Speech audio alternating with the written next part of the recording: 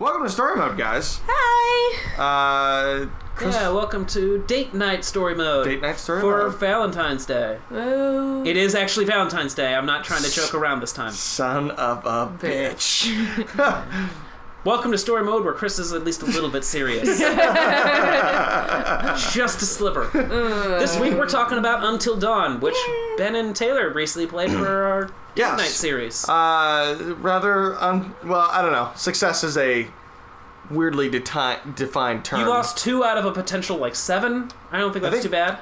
10 total, no? 8? Matt, Emily, Ashley, Jess, Chris, Mike, Sam, Josh. Well, Josh, I guess yes, you Josh, you play him for a brief moment. So yeah, I guess only 8. So, I mean, that's not too bad. I've seen Let's Plays that do much worse. Yeah, for sure. I was just really disappointed by having Sam killed. die. Your is so anticlimactic, but kind of funny and appropriate for our channel. Because it's like the scene goes on for another 5-10 minutes almost, if she didn't die at the very first time. Yeah, because I like any sane person would do, as soon as I failed at something, I looked up every resource I could to see how I could have avoided that obsessively for about an hour. The answer was don't move, Ben. Yeah, well, I know, but I don't know what happened. You moved. So I had a friend tell me the story about how he killed Sam. He was holding the controller and it was just about to end and he sneezed. Oh, jeez. You probably could just at that point, I know there's a bunch of don't moves coming here. Let me just put it down. Yeah, no, that's what we thought about. And I'm like, but that feels like cheating. When I play it again for my own pleasure, I will probably do that. For whatever reason, this is just reminding me of, as before we move way into story mode, did you ever play Assassin's Creed Brotherhood, the second? I never got to Brotherhood. Okay, so at the end of it, and this is a big spoiler for anyone who has never played that, so skip ahead 2 minutes. One of the big characters is Kristen Bell plays a big character in the first and this game, and when you get to the end of the game, you enter this vault, and I think you find the Apple of Eden or something. You find some kind of MacGuffin that takes control of you, and the next little sequence is you have to press the control stick, and you slowly move forward and stab Kristen Bell's character and kill her because she's your best friend in the series, and it's all tragic and everything. And I always just thought sitting there playing this on the PS3 man, they really missed an opportunity here to have instead of I have to move them, I have to not move to make this not happen. So if I try to set down the controller, it does it, and it's just so it's really neat to see a game go that direction and see Until Dawn kind of actually take oh no, we literally want you to see not move. Well, consider most of the scenarios to get away from the Wendigo is to not move. Well, that's because they established that. They can't see. It's like a T-Rex. Yeah. So Until Dawn, I will open up and say I love the game. I didn't think I would when I don't remember I think it was at your suggestion. I don't think I did. You've said this several times. I don't remember suggesting Until Dawn to you. It was Taylor. It was me because you wanted us to play Amnesia and I was fucking against I don't even think I said that. I think I said that as a joke. I didn't. This is okay. Then I can't tell when you're joking when you're being serious. This is back into Co-Operative Spoopy Month when you guys are I don't know what made you guys pick that, and you guys are kind of I think Chris had us pick this. I don't know where the story came from. No, actually, but then you guys revealed by the end of it that I actually convinced everybody to play the game that they're most terrible. Yeah, I think you just picked all of them. Happy Valentine's Day, everybody. Just in time for Halloween. But I really enjoyed the game. I was pleasantly surprised with how the story played out, especially because the story plays out based on the way you construct it.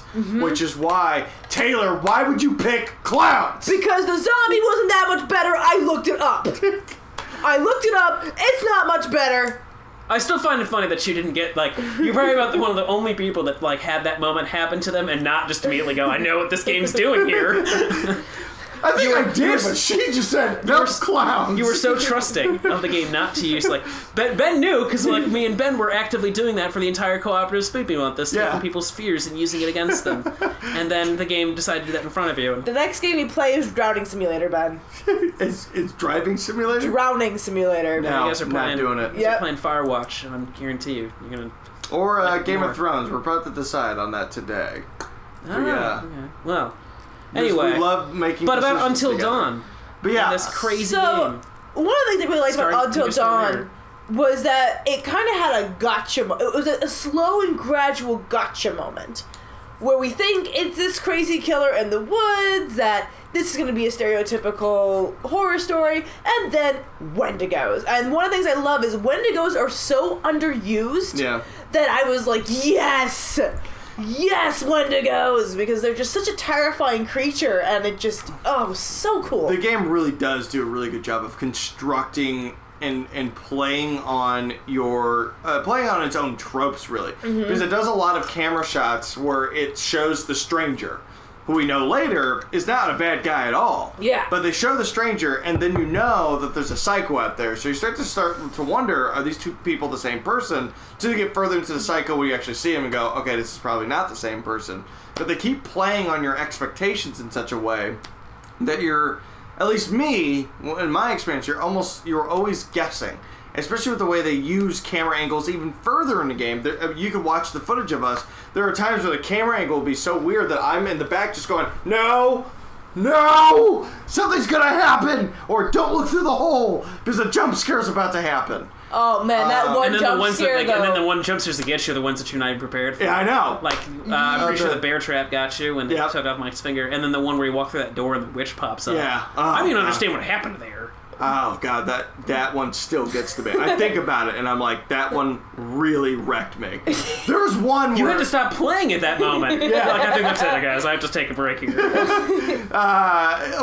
Even like there's a moment later where the Wendigo drops out of nowhere and like they do a close up on it. That one got to me too, but it's almost just like, I gotta run.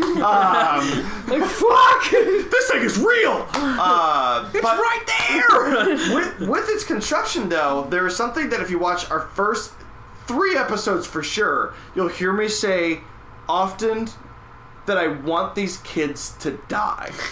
Yeah, the most one of the most impressive things Until Dawn manages to do is build character. Well, not necessarily build, but change your mind about characters. Yeah. Because I can't say there's a whole lot of character building as much as it is character revealing. I feel like Mike was always the kind of protective leadership type, but it didn't come out until these situations presented itself. Because actually, the way it's constructed reminds me a lot of a movie called Attack the Block. I don't think you guys have seen this. No, I have not, but I've heard a lot of great things about it. It's amazing. And the start of the movie is it's 5 thugs it's in inner London city kind of location, as opposed to just inner city London. Right. Anyway, it starts off with them mugging a woman. Like, that's how it starts. It's these teenage thugs, and then you start following. Originally, you're kind of following the woman for the early part of the scene, and then you start following them, and the movie becomes about them. These guys who started the movie by mugging somebody, and you don't really like them very much when you first meet them. Yeah. But as the movie goes on, you start to really relate to them and really like them, and then actually that woman comes back into play, and it's really interesting and compelling. And I wish you would see it because I don't really want to spoil it for you because there's a lot to it. But it's one of those where I'd want to use that as a good comparison to how they then fill in the characters as the story goes on, especially the lead character within Attack the Block. Yeah. And how you begin to understand him. By the way, if you the lead character is freaking what's his name? Finn from Star Wars, the new Star Wars. Oh yeah, John Boyega. Yeah, John Boyega. That's where he got was the movie he was in that got his break. Oh, interesting. And I found it funny because a lot of people are like, oh yeah, he looks too too old or something, too old for Rey. It's like he's like 20. I'm pretty sure Daisy Ridley is actually older than he is. Yeah, actually, I think Daisy Ridley is 25. No, I don't think he's that old. I think he's 23 or something like that. Oh no, Daisy Ridley.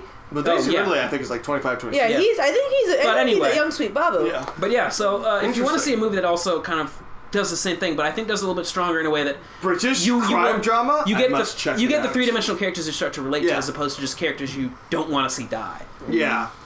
But yeah, this one went a lot of character development. One of the things that I loved was that Emily, though we thought she was a complete she can be a bitch. She's just very scared and she's very insecure.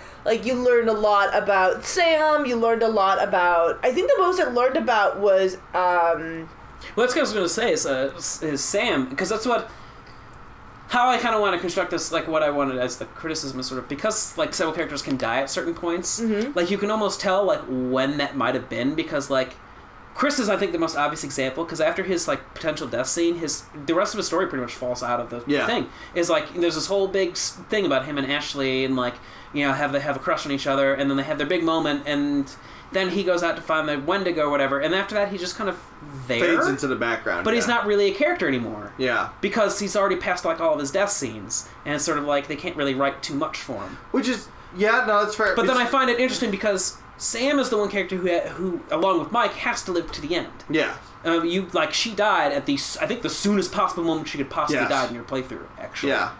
Which is still like 5 minutes from the end. Right. Yeah. But I feel like she's the least well-drawn character out of all of them. Like, I despite the fact they had the most amount of time to develop her. But Sam's the kind of a character, like, once you meet her, you know everything there kind of is to know about Sort of, her. but, like, can you tell me anything about her other than she can climb stuff? Yeah, exactly. She's more of a sympathetic person. From the beginning of the game, she was one that was against the prank against Emily. Yeah, but this is sort of, like, emotional, like, this is the kind of characterization they have. I want to say just, like, she's kind also of three-dimensional character history that fills in their backstory. Yeah. Like, you get that from Mike when he's sitting on the couch. Because that's kind of what I'm going to, like, why I brought up Attack the Block, because there's a long sequence where, after the kids find out that aliens are attacking or whatever, they go down, like they all go from this one place to their apartments to go, like, gear up. Yeah. And so you get this little moment, like, 10-second scenes in each of their apartments where you get a real clear idea of what their family life is like. Yeah. Like, one kid goes home and it's his grandma, and, like, he snicks a baseball bat into his legs and kind of, like, pretends he's got a limp, both in and out, so he can sneak out a baseball bat, like, to use. So it's like, oh, he's clearly hiding. Like, you get a lot about this kid. He's clearly hiding something from his grandma. The main character, he goes home, there's no one there. Huh. And so you get a real strong idea of this guy, he lives in a broken... And it's like you just get this really keen idea. It's really well put together, effective use of just characterization. And it's like one of those things that... I mean, just think about if you had a scene where one of them unpacks their backpack for the weekend. Mm-hmm. You get a pretty keen idea of what kind of character they are by what they brought with them. And I think that's one of the things that maybe sometimes is missing from the game, but... Yeah. It may not be to its detriment entirely. No. I think the game does definitely rely on the actions of the characters promoting who they are. I don't know, like, Mike runs blindly out into the wilderness without a coat on, much to my, like, motherly instinct going, he needs a coat, it's cold out there. Well, and then when he drops the gun and you're like, God, what are you doing? Yeah, exactly. It's a both action, it's not empty. Yeah. But, like, that's another moment that kind of shows about... You know, Mike, as silly and trivial as it is, he doesn't understand. Sort of, but it almost also, like, part of me also realizes too, is like, I wonder if that maybe just tells me something about the people who made the game, that they don't understand the difference between bolt action. Because sometimes that happens. It's like, and you can't quite... That's also true. And I don't want to necessarily pin it on them, but at the same time, it's like, it would have been a little bit obvious, like, the obvious way to make it so know that the audience knows and the people making it know, but the character doesn't, is like, you know, it zooms in on the bolt action as it lands on the ground or something like that. It's like, but it had a bullet in it still, or something like that. Something that lets us know that you guys know that you're also fooling us too, that we're all on the same page. Yeah. It's just not the same page that the protagonist is on. Yeah. Yeah. That's a fair point. But at the same time, I know that a lot of the way Until Dawn is approaching things is it wants to be, I think, a lot more impressionistic about the way it's portraying horror than it is, like, very specific. Because Attack the Block is the kind of movie I keep bringing up just because it has a very similar setup. Yeah. And it's also a horror movie about monsters. These just happen to be aliens. Right. Derailed. Yeah. Well, I just want to play. I just want to play and the. Part of it, I think they don't want. I think when it comes to, like, Sam not being very well characterized, was we liked her from the beginning and we had a reason to keep her alive because in the prologue she was one of the ones that kind of tried to stop the event, stop the prank from happening on Hannah. She tried looking for Hannah. Like, she was one of those people where we immediately liked her from the get go. You were a good person, and when the game begins, we want to keep Sam alive. People like Emily and... Yeah, I remember I called for Emily's death multiple times. I won't even shy away from... I wanted her to die for a good chunk of the game. But there's actually a character I think that is probably the best characterized person, the person you maybe even sympathize the most for is actually Mr. Robot. I was going to say, oh yeah, Josh. Yeah, Josh. Stop confusing people then. Well, actually, it took me a while to realize we do play as Josh. Those scenes... with the doctor. Yeah. That's the times you play as Josh. You just don't this guy know right it. here, good old Peter Stormare. Fuck, you're terrifying. He believes in nothing. I'm pretty sure they just, like, yeah... Because there's another one, it's like they cast like the two biggest actors in like the two almost least significant roles in the whole thing. Yeah. It's like Sam, but like she, is Hayden Panettiere and she hangs around for the whole thing, but she doesn't really have much to do except for the very beginning and very end of it. But that one scene in the middle. And then this guy who has no effect on the plot, you could have replaced him with any actor at all and it would have made a difference. But just sort of like, I guess we want to have Peter Stormare's likeness for some strange reason. That weird thing he does with his teeth, though. The way he just kind of he looks offended. You've offended him. Good, Peter Stormare. You should be offended. You're creepy. Fuck. Well, if you watch Fargo, you definitely would not disagree with that statement. Josh, he already seems a little like put off when you come back to the cabin. As it goes on, you realize he's a psycho and you realize he's unstable, but then you also find the medical documents and all the stuff about his text with his with Peter Stormare's character about Josh is the actual character, not the fantasy. Yeah, the actual character. One. You realize that Josh is a really messed up dude prior to his sister's.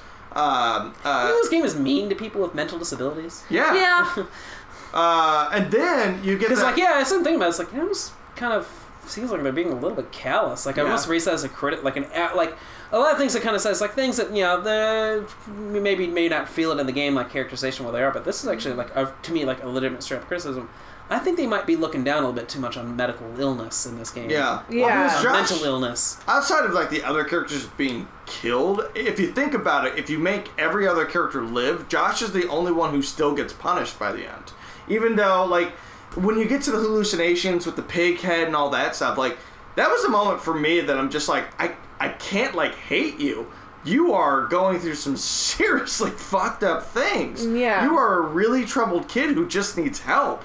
And just that kind of dazed like feeling he has as he's following Mike, you're just like, this poor son of a bitch. And when he goes, you didn't have to hit me so hard, man. Yeah. Like you're just like, oh. Yeah. Oh. You just feel bad, but what happens? You get into the water, the Wendigo comes out, who is Hannah, and two things happen. She either crushes your skull because Josh doesn't recognize her, or she takes you back to her lair, and in some manner of time, Josh eats flesh and then becomes a Wendigo. He's punished no matter what. Well, not only that, but like they kind of make the whole Wendigo thing almost out of mental illness and like, the mental asylum and stuff, and it almost seems like Well, it wasn't the mental asylum because the way the story goes is the miners were trapped there for 14 days. The asylum eventually was there. Yeah, their home. But when they were pulled out, they were like, for people who have been there for 14 days, they don't look malnourished. There's nothing wrong with them. Like, they don't even look like they've been there for that long. But they kept them there to kind of hide the fact that, like... Yeah, well, no, my point being, though, it's like the whole, like, the Wendigo, not only interests you because you eat human flesh, but because you're also mentally unstable. That's true. Like, one of the aspects Yeah, that's one of the things that I didn't like. Like, you could do anything. You could have done, you could have done anything on the top of that mountain. Why the fuck is it an insane asylum? Why is it always an insane asylum? Like, that's one of the tropes I never get. Like, have a crazy mansion on the top of the... have a creepy museum. Like, you know, it'd be a great horror thing. A horror movie setup is like, it sets up like an insane asylum like that. Only all the people inside are like, maybe they have mental problems, but none of them are like crazy. Yeah. They're all just like, no, we need to be here to learn to be better people. And it's like, and some of like, just like the average kind of mentally disabled people you'd sort of find, like just bipolar, just kind of extreme reactions to stuff. It's just like, no, just mostly normal people. I hate to pull this example out, but I do think Brad in Outlast does kind of raise a good point why an asylum is such, because they're real people. It's a very real thing to be terrified of, or can be a real thing to be terrified of people turning in such a way that crazy, the generalized term of crazy, turning them violent and all that stuff, can be a very real fear, which is why I can only guess they did use the asylum as a centerpiece, but I also think it was more of a centerpiece for Josh, because I feel like Josh is, I don't want to say central character, but he is pretty central to the entire plot. Yeah, no, he's central. He drives the plot. But he's also the most developed. Sort of. I don't know. I was like the whole like I don't know. I don't agree with that. The asylum is like it's scary. The idea of other people going crazy. I mean, sort of going. I think ununderstandably crazy. But to me, what's scarier is the idea is myself going crazy. Yeah. That to me is like, that's what's scarier about an asylum, is not not the other people that are there, that I might have to be there. Yeah. Like, that's what's it's the location itself. It's not the people inside of it. Yeah, and what used to make asylums so asylums weren't always the nice places that we know. Like, Still 50, aren't the nice. No, but are you kidding me? 50. The idea of asylum horror comes from the late 1800s, where asylums were terrible places. Like, they were terrible. Have you seen One Flew Over the Cuckoo's Nest? This is 1970s. Yeah, these things are awful. Terrible place. Yeah, like it. But the genre of the asylum horror comes from the late 1800s, when people were fascinated by this, like morbidly fascinated, and it's a trope that keeps selling, so they keep doing it. And though I know a lot of the community... Oh, yeah, it may not be something that's like, it's directly, like, supposed to be like, oh, man, these people clearly hate people mentally. Yeah. It's just an interesting commentary. It's callous. It's ignorance. It's very callous way to look at it. It's a lack of seeing what your thematics might be saying something about. Yeah. Because everything just, because the characters end up being so thin, even though, like, a lot of it is just whether or not you want to save them, it becomes kind of just this, almost a pastiche of horror movies, like the almost meaning of it is just like, it's just like all the other horror movies you've ever played with teenagers trying to survive somewhere. But like at the end of it, it almost feels just like, would you say a hollow experience? Because there's not like, again, kind of like Outlast, there's not as much behind it. It's hard. Or is it maybe the whole? Maybe this is another game where it's like the process is what's supposed to be the message rather than I think the story itself. That. Because there's... And maybe because, again, you come to relate to Josh. And it's through scenes that they include. So maybe while we say, like, they may be a little bit callous towards mental illness in the way they include certain things, at the same time, you did come back around only because of scenes they included to... clarify Josh's condition. Yeah, I can't say this game is like hollow like Outlast was hollow for me. This game gave me some kind of fulfillment, especially when you get the reveal that Hannah is the main Wendigo chasing you through the game. And to me, there's a commentary somewhere in there as well about, like, this character who you were with at the beginning of the game is now the person trying to kill you, or thing. I think maybe one of the biggest missed opportunities, now I'm thinking about it a little bit in this game, is because the first person who dies, it's not Hannah, it's Beth. Technically, yes. Because their friends did something bad or like tried to do something funny, and I almost feel like I wish the rest of the game was like, it wasn't things that you did to save the character you're playing as. It would always fall to another character. Would it save you or not save you? Yeah. Or do something that would put you or in the character you're playing as in danger? That would be a very telltale way to go about things. Because then it would wrap around this whole idea of like your actions. The actions you have effects on the people around you. Especially since it's the whole thing about the butterfly effect was a big thing for them early on in this. And it's just sort of like, but it only seems to affect the person you're playing as rather than the person you're not. Yeah. Yeah, it seems like there's only Ashley is the only person who seems to benefit from that idea. Depending on what you do to her, depends on what happens to you later. Yeah. But she's the only one, maybe Jess.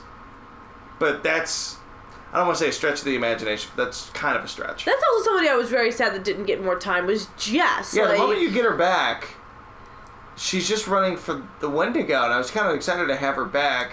I was even more excited to see her at the end through the credits, because I'm like, she made it! She's alive! But, like, they kind of made her, like... She drops out. She drops out, and she's just an eternal trope, and it's just like, man, like, you gave everyone else redeeming qualities, why can't she have that redeeming moment? Like, come on. Really? No, she had a couple.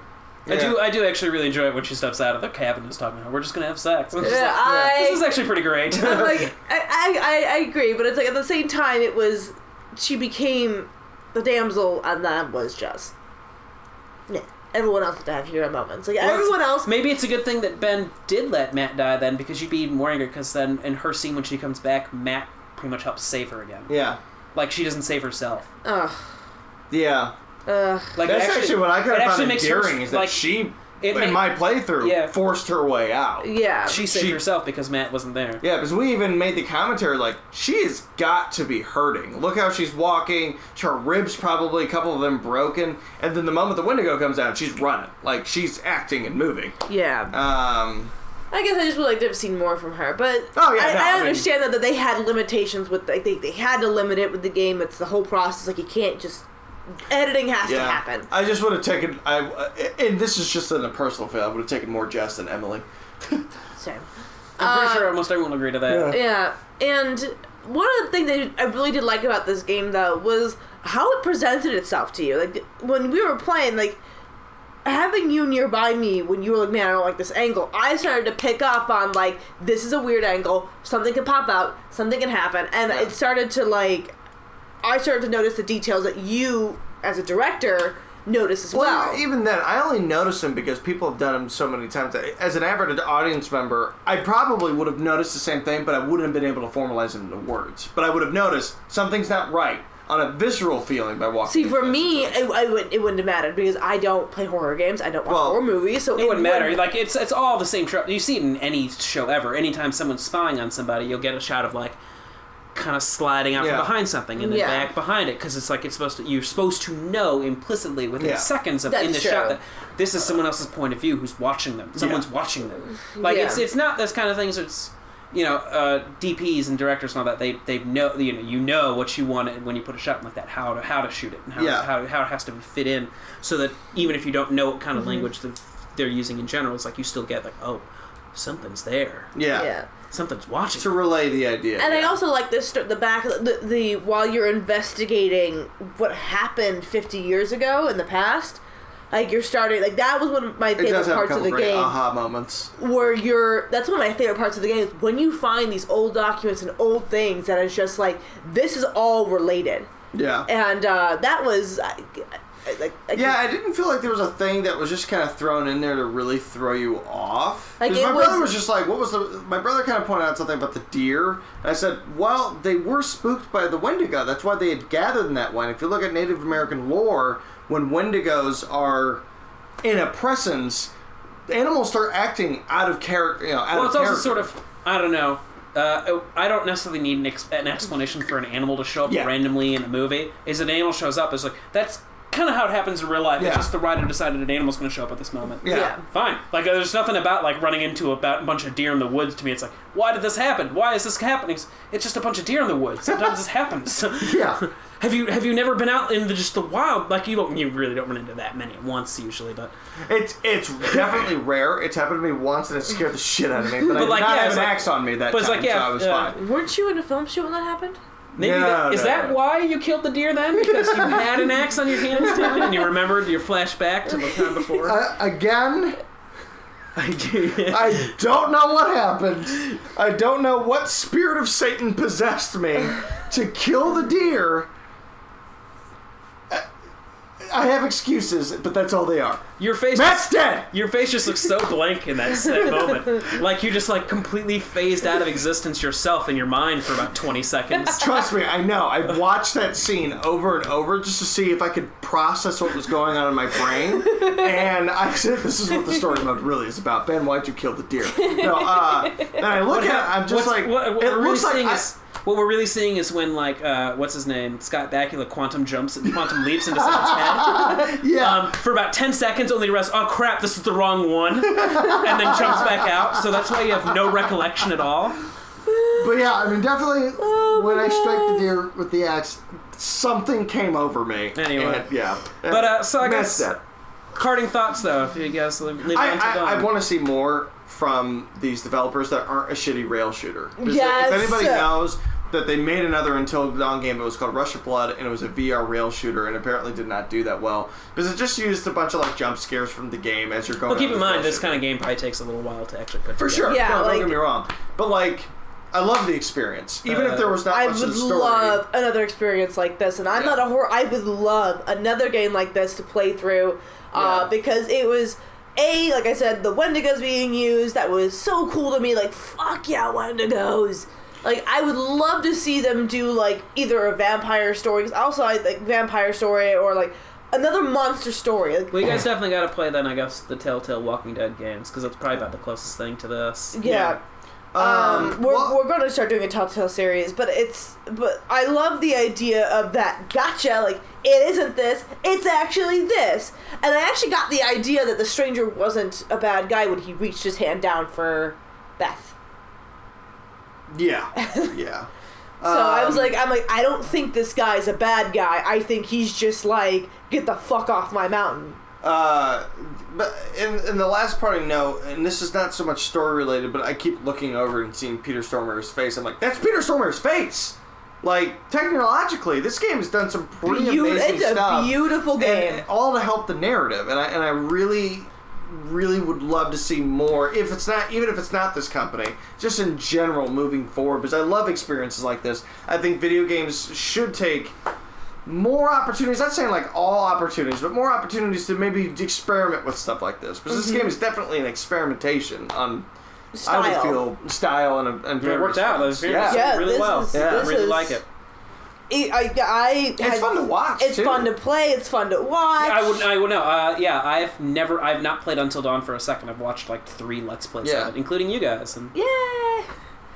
And so it's just one. It's not because I'm scared of it, guys. It was because it's one of those where it's like when I saw it about the first time, I was like $60. I don't want to pay that much for a game that's going to take me. $15 It was like 20, but it's when I saw it, like when I first saw about the game, and then I watched. I was like, I'll just watch some Let's Plays of it instead.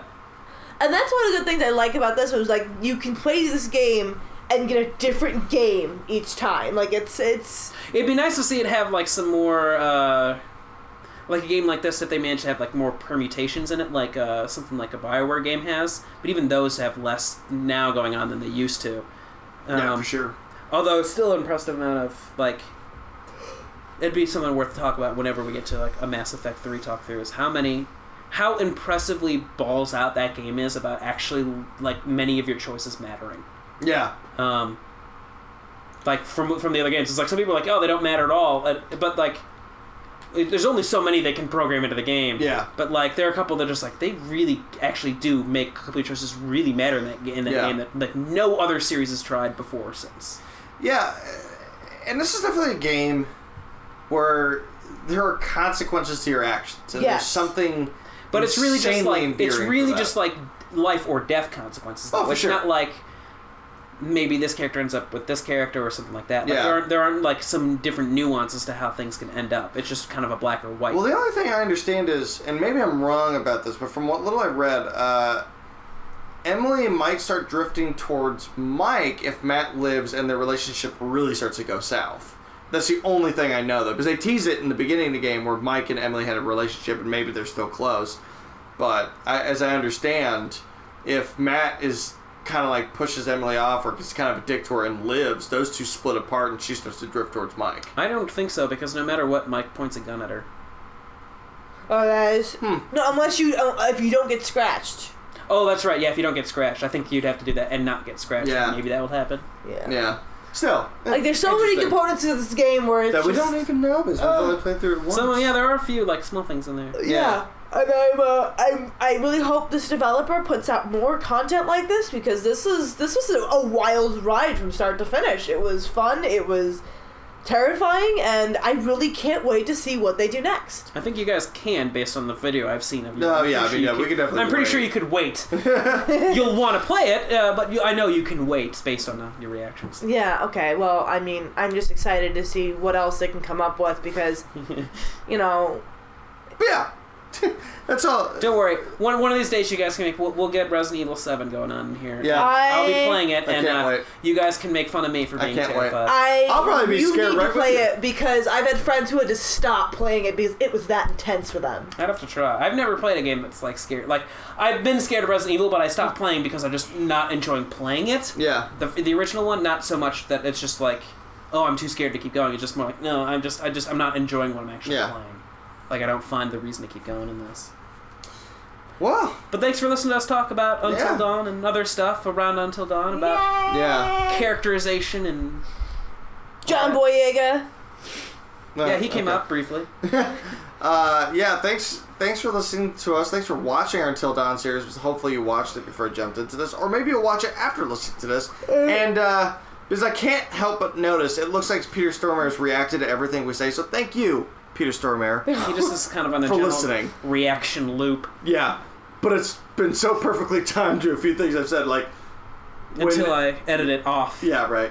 Anyway, thanks for listening, everybody. All right, bye! We'll catch you later. I forgot that you can control the way they look around. Like, yes, interesting points.